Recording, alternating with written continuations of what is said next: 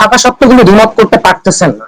Power of separation বলুন, check of balance হোক বা কথা বলার স্বাধীনতা হোক বা মত প্রকাশের স্বাধীনতা, কোনোটাই কিন্তু রক্ষা হচ্ছে না। তো আগামীর বাংলাদেশ হোক মত প্রকাশের স্বাধীনতা, আগামীর বাংলাদেশ হোক সুষ্ঠু নির্বাচনের বাংলাদেশ, এটাই হচ্ছে। মনে আছে আন্দালিব রহমান পার্থ ভাই একটা কথা বলেছিল যে প্লেনে উঠতে পারবে না, ভিউ কার্ড দেখতে হবে। সো এটাই হয়ে গেল, এটাই হয়ে গেল। শেখ হাসিনা এই উনি প্লেনে উঠতে পারেন নাই, উনি হেলিকপ্টার করেই ইন্ডিয়াতে পালিয়ে গেছেন। তো আমি বলা হয় যে এই সঙ্গীত সোনার বাংলা, আমার সোনার বাংলা বলা হয়, এবং এটা রবীন্দ্রনাথ যেটা রচনা করেছিল সেটা কিন্তু বাংলাদেশের জন্য না। আর তার মৃত্যু হয়েছে 1941 সালে। তার মৃত্যুর অনেক পরে একটা দেশ হয়েছে, সে কিন্তু জানেও না যে বাংলাদেশ নামে একটি দেশ হবে।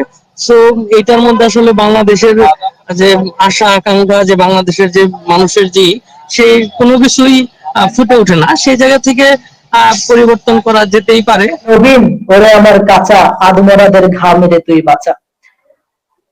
সেই নবীন রায় কিন্তু আদমরাদের ঘা মেরে বাঁচিয়েছে। এবং সঙ্গীত কি হবে ঠিক না কি ভুল, জাতীয় নৃত্য কি হবে, জাতীয় পোশাক কি হবে, সবকিছু নিয়ে আলোচনা করতে পারবো আশা করি। চরমনায় এবং হেফাজত তারা বিভিন্ন সময় যে আন্দোলনগুলো করে, তারা কিন্তু আন্দোলনে করার সময় তারা শুক্রবার নামাজের পরে আসলে তারা আন্দোলনে নামে, এবং এছাড়াও তারা যখন আন্দোলন করে তারা মাদ্রাসা থেকে তারা মাদ্রাসার স্টুডেন্ট গুলো এবং মাদ্রাসার যারা আছে হুজুর আমরা যারা আছে তাদেরকে নিয়ে তারা করে। এখন আমার কাছে যেটা, তারা যদি তাদের মানে যে তারা যে নির্বাচন করবে, তারা যে রাজনীতিটা করতেছে, এটা যদি তারা একদম রুট পর্যায়ে একদম গ্রাম।